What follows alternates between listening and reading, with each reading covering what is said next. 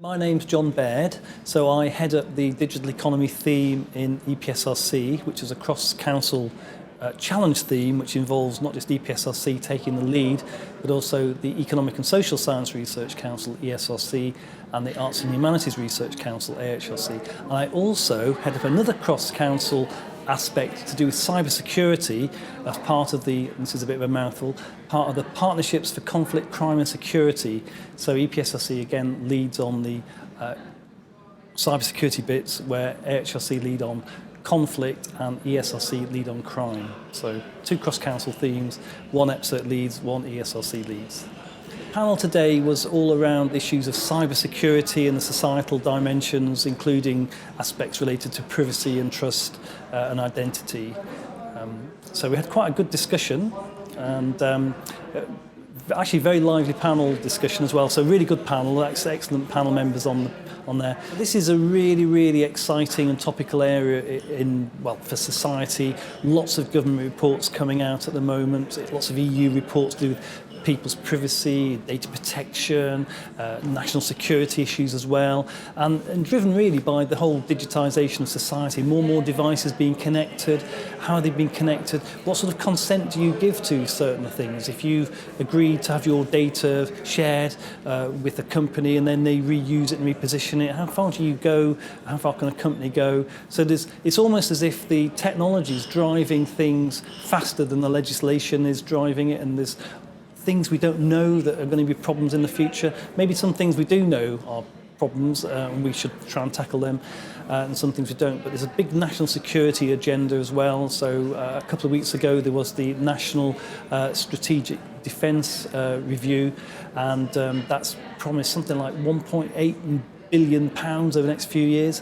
And so EPSRC, as a leading research council, we're just thinking, how can we get our hands on some of that money to build on some of the work we've been doing already in supporting the doctoral training skills and the research agenda to do with the broad issue of cybersecurity, which entails a broad area to do with trust, identity, privacy and security.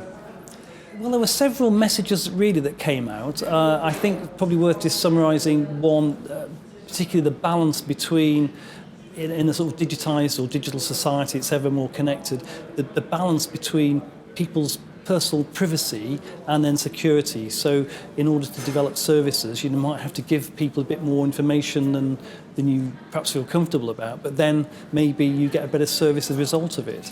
And there's lots of business opportunities that could be exploited through that.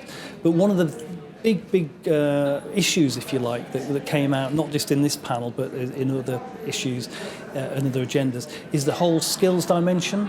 So I think there was an article in today's Times saying that there's a huge shortage of people who've got the necessary skills in tackling cybersecurity. And we've seen lots of cyber breaches from Sony, Ashley Madison, TalkTalk recently. So companies are scrambling to try and make their defences better, make sure that they're not working on old sort of critical sort of software that's able to be hacked into and disrupted. But so companies have a massive shortage of people they can go to, so the people who know, the experts in the area, can charge a lot of money. So I think as a research council, one of our agendas is to find out if we can somehow increase not just the number of people coming through high-level training, doctoral training, but also particularly get a more diverse population. So computer science, which is the bedrock of all this cryptography and things, something like 5 or 7% of people studying computer science in UK universities are women. So we need to try and get more women into a better diverse sort of population. And one of the panels made a particularly interesting comment that the way to do this, and I think it's a lady from Hewlett-Packard said that one of the things is that attracts women perhaps was to sell or promote the attractiveness of the societal benefit of it. Here's you actually tackling something for the national good, a societal benefit, and that you don't just need techie people, you don't just need the computer scientists and the mathematicians, you need psychologists and people who understand people's behaviour, because we know that a lot of cyber attacks at the moment are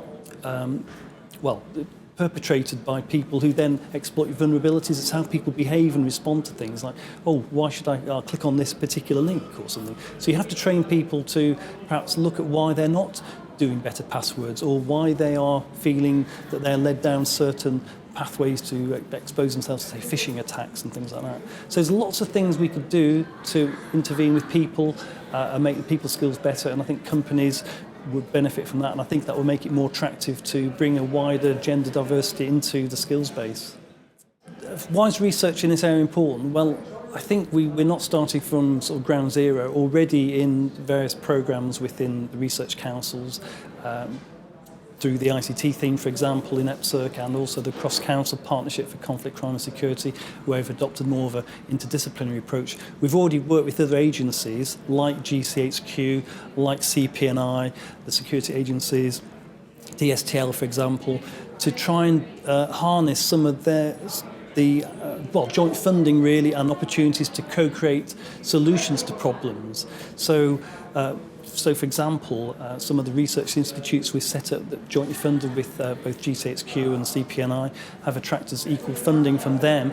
We also then have the academic centres of excellence in cybersecurity, which mean that GCHQ and ourselves jointly accredit these universities. We don't put much money in, but it taps into and opens up access to some people from GCHQ who then can add studentships, doctoral studentships, and also the expertise and interaction from GCHQ. So you leave a lot more influence to a wider field than you would do just EPSRC acting alone. So I think one of the secrets is to act or work together with other people, and I think it's not just the security people, but it's agents like the Digital Catapult as well, Home Office, who've obviously got an agenda for homeland security, terrorism, anti-terrorism type stuff. So the agenda's really massive.